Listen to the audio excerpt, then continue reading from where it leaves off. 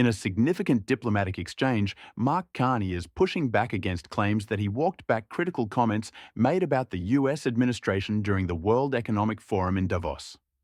The dispute involves high-level assertions from Scott Bessent, who alleged that Canada's leadership had retreated from a strategy calling for middle-power nations to distance themselves from American influence. This back and forth highlights the intensifying tension between the Trump White House and traditional Western allies as global trade and diplomatic alignments continue to shift.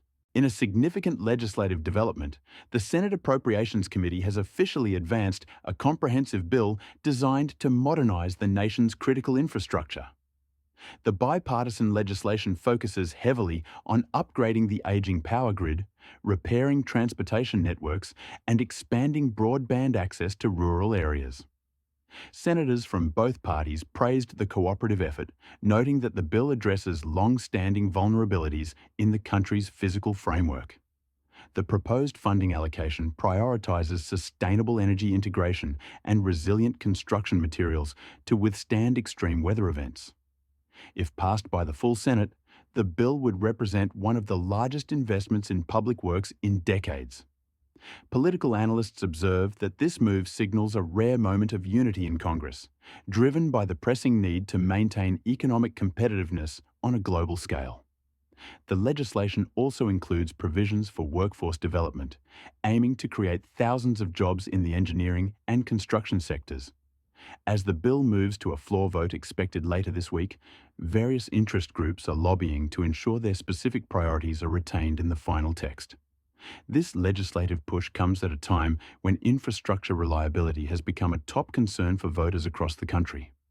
The outcome of the upcoming vote will likely set the tone for the remainder of the legislative session, with significant implications for the national economy and public safety. Polaris Inc. has officially published the transcript for its fourth quarter 2025 earnings call, marking a significant update for shareholders and market watchers tracking the powersports industry. This document provides the verbatim record of the management team's discussion regarding the company's financial health as it closes the books on the 2025 fiscal year.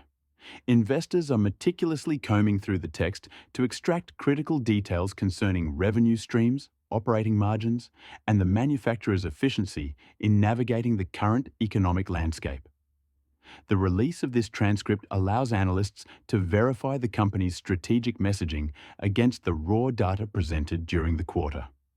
Key areas of interest likely include sales performance across the off-road and on-road vehicle segments, as well as the marine division.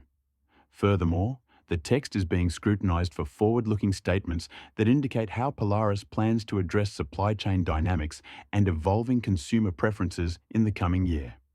This disclosure comes at a time when the broader market is paying close attention to consumer discretionary spending trends. By making the full call details available, Polaris ensures transparency regarding its operational challenges and successes over the past 3 months. The transcript serves as a vital tool for institutional and retail investors alike, enabling them to make informed decisions based on the direct commentary from the company's leadership team regarding their outlook for 2026.